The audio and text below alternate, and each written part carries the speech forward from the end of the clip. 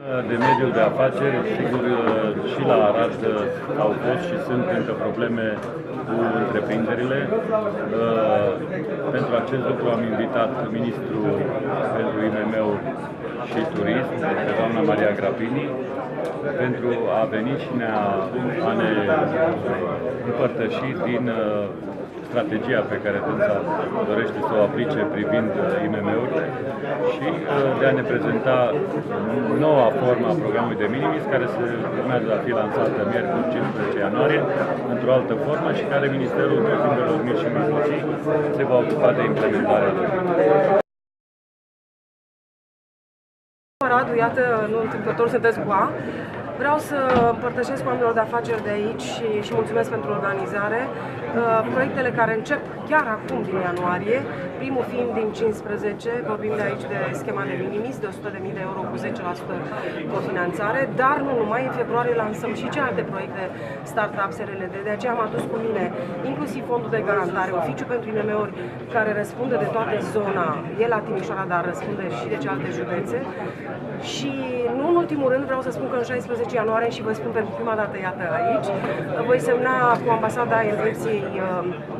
un acord prin care primim un grant de 20 de milioane de franci elvețieni, mai punem și noi statul român și vom da credite, pentru că suferința IMM-urilor pe care eu am constatat-o și ca întreprinzător înainte de a fi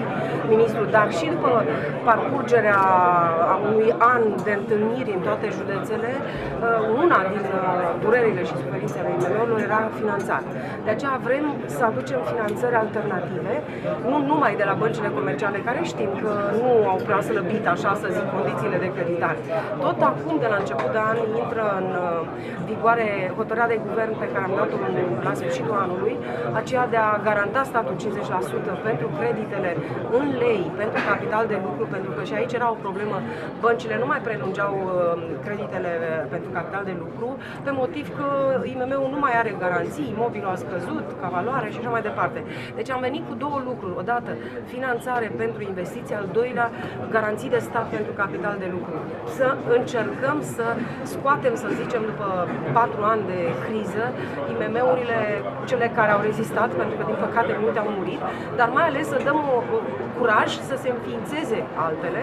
Sigur, pe asta să le facem sustenabile, să le înființăm pe altele, pentru că urmează și accesarea de fonduri europene, însă, în același timp, cred că tot din studiul pe care l-am făcut, e nevoie de o scădere a costurilor administrative și de aceea, încă o veste bună este că intră în regim de urgență proiectul de lege care l-am pus la sfârșit de an pentru IMM-uri și pentru prima dată intră și în România acele 10 principii europene, Small Business Act, care până acum în România erau pe hârtie. Unul din ele, ca să-l înțeleagă toată lumea, cel mai important și care eu îl ceream și ca întreprinzător și este cuprins în acest proiect de lege, e anul cel care prevede că nu se poate introduce nicio altă sarcină administrativă, adică alt cost, altă taxă, altă sarcină asupra unui IMM până nu se scoate altul. Adică să nu tot adăugăm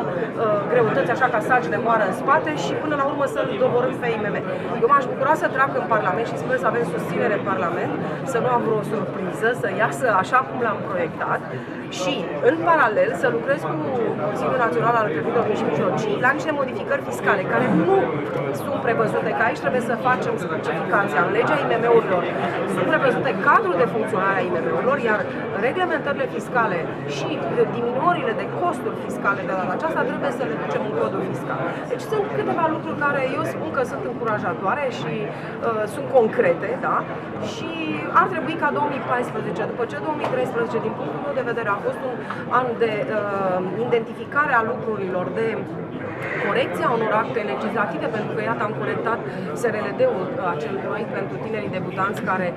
interzicea să crească SRLD-ul după ce îi dai 10.000 de euro, dacă îndrăznea să crească cifra de afaceri mai mare de micro-întreprindere mai repede, de 3 ani trebuia să dea banii înapoi. Ei, am scos o ordonanță de urgență și am corectat.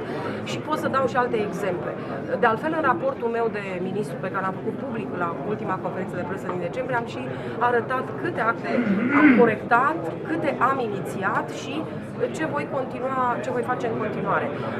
Vineri dimineață, înainte de a veni aici, am avut o întâlnire cu Fondul de Investiții din America. Eu pledez foarte mult să atrag fonduri de investiții alternative